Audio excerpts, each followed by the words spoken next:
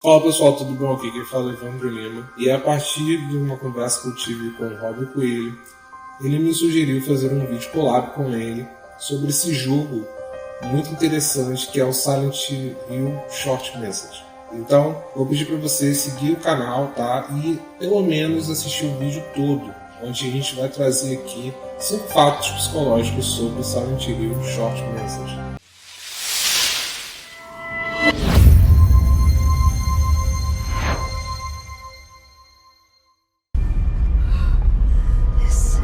Número 1. Trauma infantil de Anita. Durante a história entendemos que a infância de Anita, uma criança que simplesmente vivia em um pequeno apartamento de 2 quartos, sendo esses quartos conectados, algo muito comum na vida de muitas pessoas. Isso pode gerar uma grande conexão com a protagonista da história. Durante as investigações que descobrimos que a mãe seria solteira. Ela era muito dependente de um amor de um homem que não aparece na história. E pela visão da mãe, ela não conseguia compreender que Anita e seu irmão não aceitavam a existência de outro homem nesse sistema. Hipoteticamente falando, até poderiam aceitar alguns pontos desse homem, porém, a mãe começava a negligenciar a casa e os cuidados dos filhos. Nesse momento, a vida de Anita e seu irmão começa a mudar. Um símbolo no armário do quarto, onde os irmãos dormiam, tinha um desenho na parede, uma bola preta. Essa bola preta aparece desde o início do jogo, mas o entendimento dessa bola é maior do que podemos supor. Dentro da psicologia, para trabalhar com crianças, muitas das vezes o desenho é uma das melhores formas de acessar o que chamamos de inconsciente pela psicanálise ou não consciente para outras abordagens. Até porque o desenho trabalha com o lúdico, e segundo o próprio Freud, ao explicar o recalque, a criatividade e o trauma se misturam. Nesse movimento, muitos estudiosos atentam-se à forma e à rigidez de certas figuras para trazer reflexões sobre o sofrimento ou até mesmo descobrir abusos morais e até sexuais. Aqui podemos ter algumas hipóteses desse símbolo. A primeira hipótese é que esse símbolo pode ter sido feito pelo irmão de Anita, levando em consideração que a própria Anita não conecta esse desenho a algo que ela pode ter feito no início do jogo.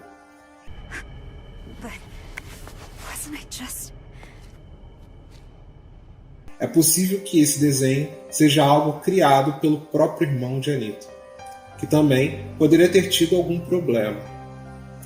A segunda hipótese é que esse desenho simbolizaria a dor e a falta de Anita pela perda ou ausência materna e paterna. Inclusive, não é explicado porque a mãe é solteira, mas ela busca incessantemente esse lugar paterno para seus filhos. Isso poderia ser essa falta simbólica que Anita poderia, de alguma forma, sentir. A terceira e a última hipótese é que esse símbolo pode ser uma premissa do efeito Silent Hill, da qual só teria uma conexão a um retorno à fase infantil de Anita, onde tudo estaria conectado. Anita sempre retorna para um quarto onde se encontra a bola preta. E o lugar que ela encontra no ato 3 é o lugar onde ela e seu irmão dormiam, o que pode simbolicamente ser um local de retorno ao seu primeiro trauma. Infelizmente, a história da infância de Anita termina na morte de seu irmão e na prisão da mãe. E por causa disso, Anita pode ter desenvolvido um medo enorme sobre essa mãe, que um dia pode retornar. Simbolicamente, devido ao efeito Silent Hill, a mãe retorna camuflada com flores de cerejeiras, chamado de monstro sacro.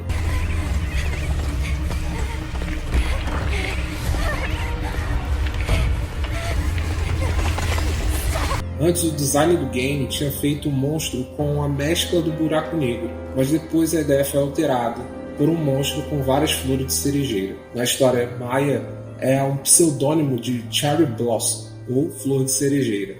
Did Maya do this? CB. Cherry Blossom. That's Maya's signature. O que é intrigante é que a bela flor seria simbolicamente a mãe de Anita, algo que ela mais teme. mas vamos entender isso com calma. Número 2. Anita Borderline. A primeira coisa que precisamos esclarecer é que essa história é uma ficção. Não estamos afirmando nada aqui e nem podemos, já que a interpretação dessa personagem são dos criadores e em nenhum momento foi dito que ela tinha uma condição psicológica. Isso é só uma forma da gente esclarecer alguns pontos da personagem e também diferenciar isso dos efeitos Silent Hill. Logo, entendemos que ela tem sinais e sintomas que poderão estar ali, mesmo sem o efeito Silent Hill. Mas é só isso mesmo. Sem uma certeza absoluta, dito isto, transtorno de personalidade borderline é um transtorno estudado há muitos anos, mas muitas das vezes confundido com muitos outros transtornos, principalmente o de bipolaridade. Ele também é chamado de transtorno de desregulação emocional extrema. Mais de 75% dos pacientes com borderline já cometeram alguma tentativa de suicídio, o que explica a cena de Anita ao lembrar de cortar os pulsos.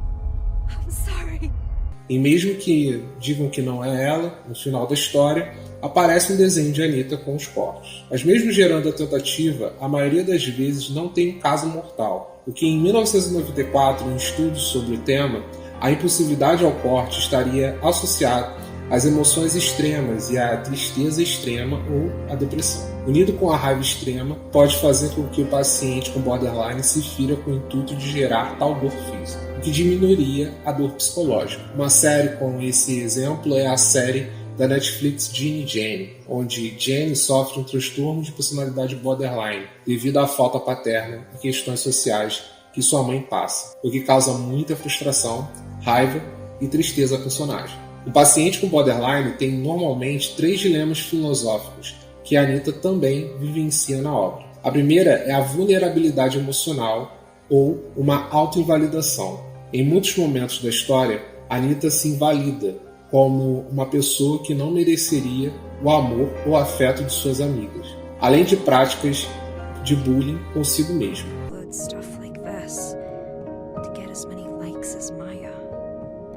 Sexy, loving it.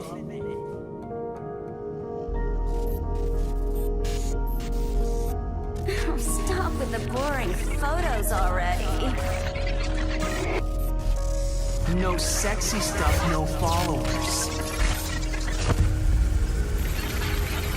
Wow, you hate your followers? Congrats on reaching your follower goal. Come on! We want sexy pics already! Stop! Please!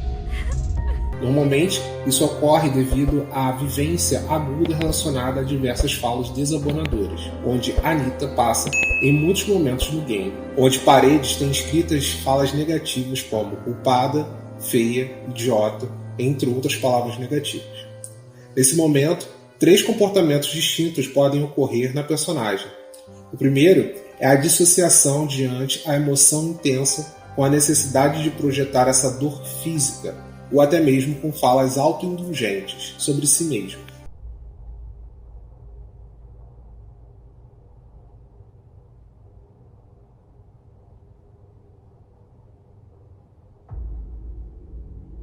Too hard on myself, huh? Amelie's the only one who thinks that. O segundo movimento é a raiva direcionada para qualquer coisa, para pessoas ou até mesmo objetos. E o outro comportamento é um desespero intenso, se permitindo a embotar seu corpo, depreciando-se. O segundo dilema é a passividade. Por mais que a Anita pense que ela precisa ajudar as amigas, ela mesma não entende o que está acontecendo no game. Muitas das vezes, achando que os problemas estão com os outros e não consigo mesmo.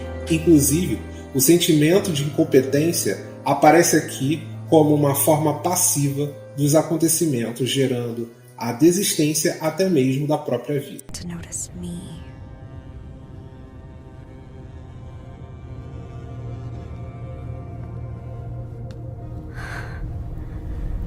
This is where I jumped from. Things happen because of you! Maybe I can be like her.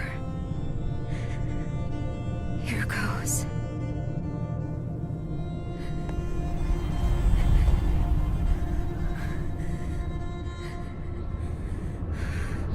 A terceira e última vivência é o luto inibido. De alguma forma, o luto permanece. Segundo Freud, em seu livro Luto e Melancolia, basicamente o luto é um período de tristeza por falta de um objeto.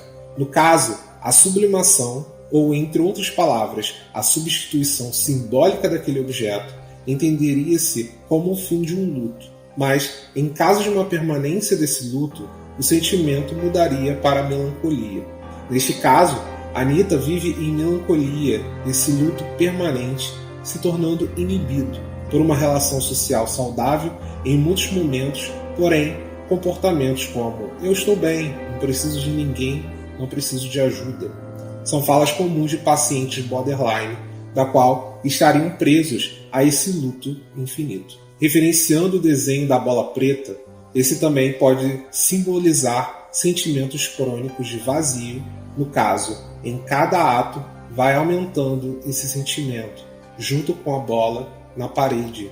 Uma coisa importante a relatar que uma pessoa pode desenvolver o transtorno de personalidade borderline devido a fatores genéticos, fisiológicos, logo a necessidade da mãe de Anitta em querer um parceiro poderia também simbolizar tal transtorno nela também.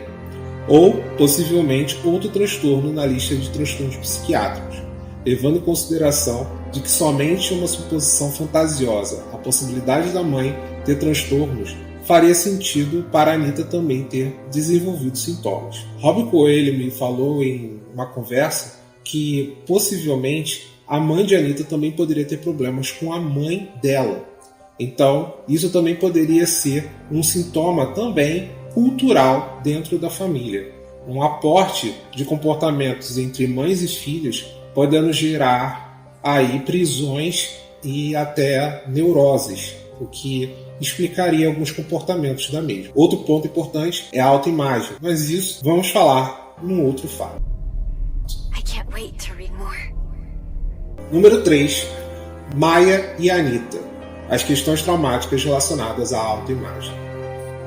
Durante a história, Anitta conhece Cherry Blossom, uma página de um possível Instagram fictício onde Cherry Blossom posta seus desenhos pitorescos. Um dos maiores problemas de um border é a falta de autoimagem. Para isso, ele precisa aparelhar ou elencar pessoas para poder existir. Basicamente, a perda do afeto materno ou paterno pode gerar em um paciente border o entendimento de que ele não existe sem o outro. Durante sua pesquisa, a Cherry Blossom ela descobre a existência de Maya, uma colega de classe que ia em um local proibido dentro da cidade, que continha histórias de uma bruxa e por causa disso, esse lugar era tratado como amaldiçoado. Anitta então convida sua amiga Amélie para ver ao vivo as imagens que Anitta só via pelo celular. Anitta até então era apaixonada pela obra de Maya e seu sentimento era muito grande.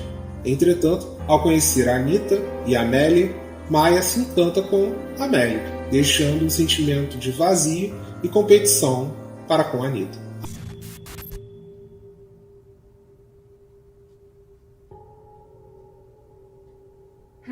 What's that? Oh, you like what you see? Come closer then.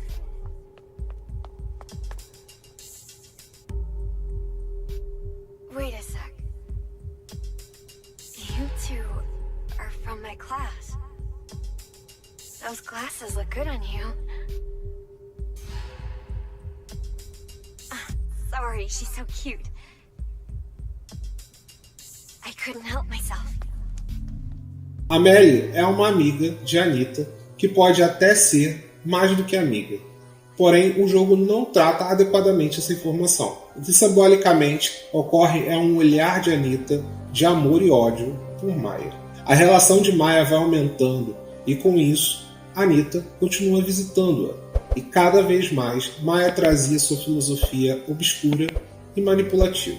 A primeira coisa que Maya traz é a filosofia de grupo, onde Maya entende que grupos são formados para poder gerar proteção e força. Entretanto, viver em grupo seria inadequado ou até mesmo uma fraqueza. Mas ser só também seria uma fraqueza. Is a sign of weakness. It's running away. The strongest animals don't form groups. They act alone and need only themselves to survive. Those who betray themselves to fit into a group are pathetic. There's no beauty in living like that. I want to be strong on my own, without a group. If there were only someone who would understand that to adult me. Essa incongruência de Maya e outras que vão sendo ditas durante o game também configura alguma questão que Maya esconde sobre seu verdadeiro eu. Maya pergunta a Anita se ela é realmente quem ela se mostra. E explicando sobre seus desenhos, Maya quer expressar o verdadeiro eu das meninas que de alguma forma estavam vinculadas àquele lugar. Um lugar de suicídios e histórias grotescas. Durante a história, Maya também sofreu bullying, principalmente na sua página social na internet. Suas fotos foram consideradas grotescas, e isso é muito comum no que acontece hoje em dia na internet. Muitos haters aparecem simplesmente para diminuir pessoas e seus trabalhos, simplesmente para inflar seus egos. E por mais que a sociedade e o governo estejam cientes disso, crimes cibernéticos cada vez mais são questões importantes para serem analisadas e mudadas. Maya aparentemente não sofre com isso, porém Anita reage, achando que as pessoas fazem isso por não conhecer a sua amiga. Mas durante o ato 2, sabemos que a própria Anita também fazia bullying com ela. Maya, you have everything. You're way more talented than me. So, why? Why take Amelie from me? You acted like I wasn't even there. Amelie is my friend. She's mine. O que ocorre é que, devido à proximidade de Maya e Amélie, Anita desenvolve um ciúme, onde ela repete os mesmos comportamentos que a mãe de Anita fazia com ela, escrevendo palavras horríveis no caderno de Maya. Maya, não aguentando todos os bullying, acaba fazendo uma carta para Amélie, mas Anita descobre e esconde a carta, fazendo com que Amélie nunca tenha lido a carta de amor e pedido de fuga de Maya. Esse acaba sendo o último pedido de socorro da artista, que, após um último desenho, acaba se matando. Aqui, eu e Rob tivemos uma grande reflexão que o jogo não explica direito. Maya entrega o livro para alguém. Para Rob, ela entrega para Amélie, que acaba guardando o livro e possivelmente Anita rouba a carta, colocando no seu armário. No meu caso, acredito que Maya entregou a carta para Anita, e ela entregou somente o livro para Amélie, deixando a carta em sua posse. Bom, deixa nos comentários o que você acha e qual das versões você acredita que o que aconteceu. Um ponto importante são as figuras que Maya desenha, todas com raízes negras próximas surgindo de seus órgãos genitais ou indo para eles, como é o caso da figura feita para a Amélie. Essa hipótese pode ser colocada como algo relacionado ao ventre. Outro ponto é o aparecimento de um exame de gravidez positivo. Rob me conta que os criadores fazem certas situações somente para gerar um sentimento ruim para os jogadores. Mas é possível, e isso é uma fantasia na minha cabeça, tá? Que Maya pode ter sido sim abusada sexualmente por colegas de escola. Tem um outro ponto que o Rob traz, é que sim, ela pode ter tido um namorado, tá? E esse namorado é um dos que aparece nos desenhos de Maya. E que infelizmente acabou perdendo, né, essa relação com Maya por causa de todos esses sentimentos, e possivelmente Maya pode ter tido um aborto espontâneo por conta dessa situação. Tanto é que existe um momento na história que aparecem os bonecos todos em volta de Anita.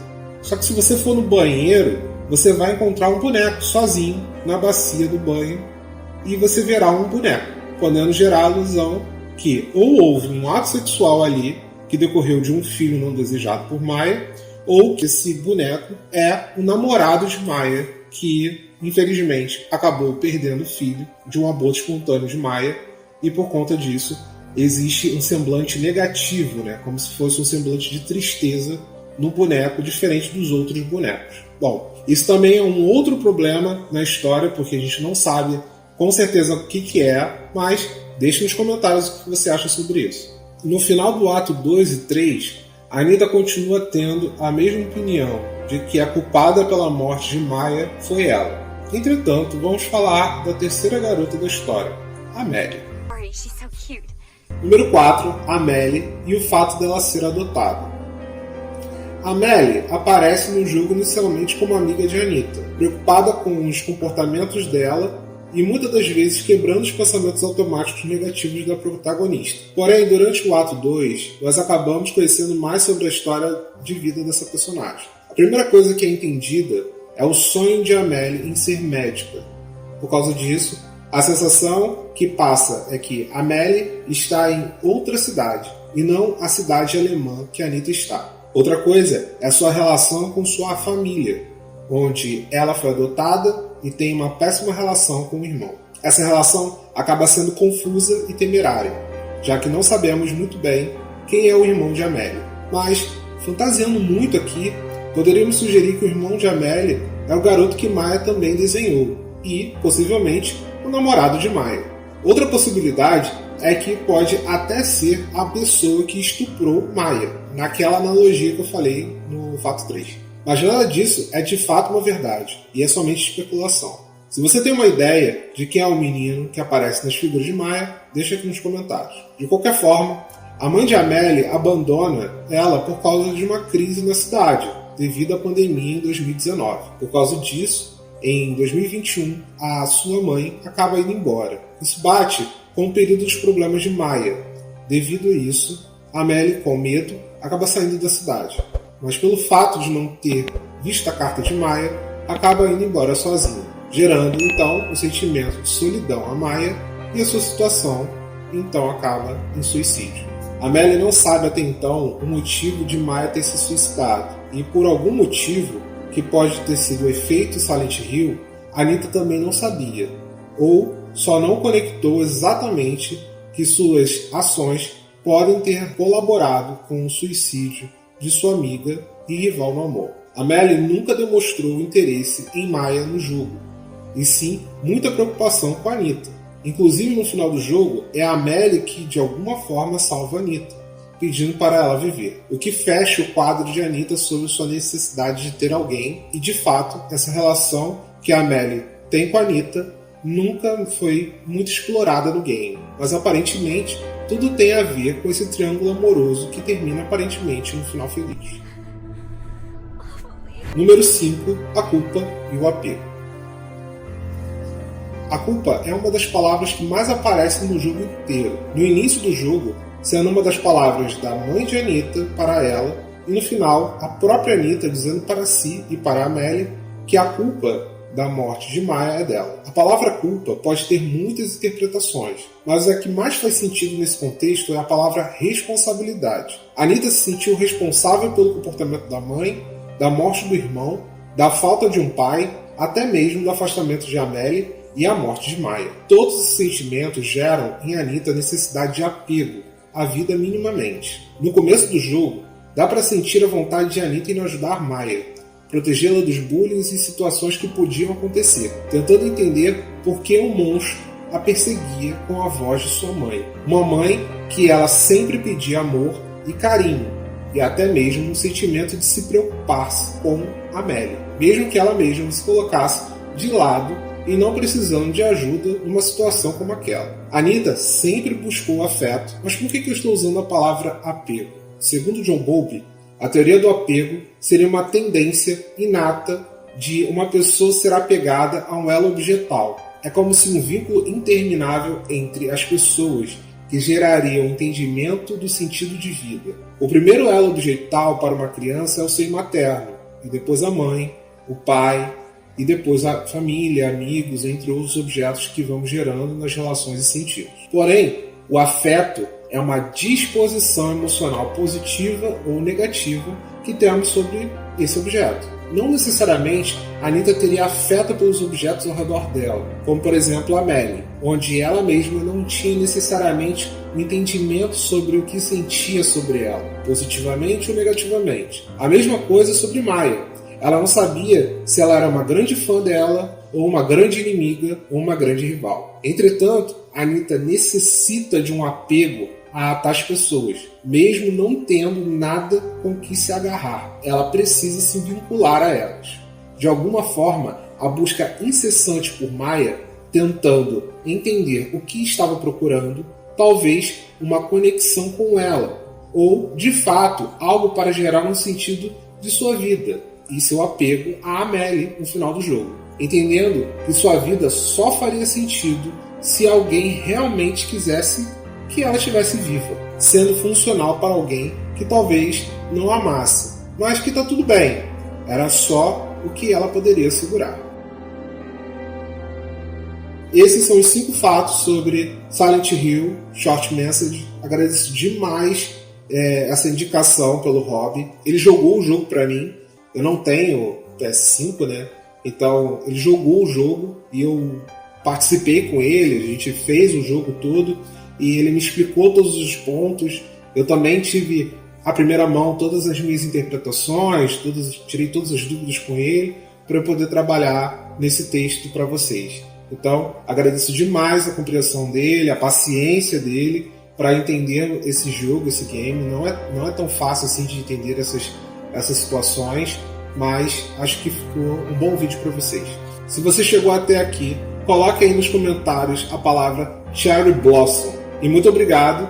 Então, até o próximo vídeo. Tchau, tchau.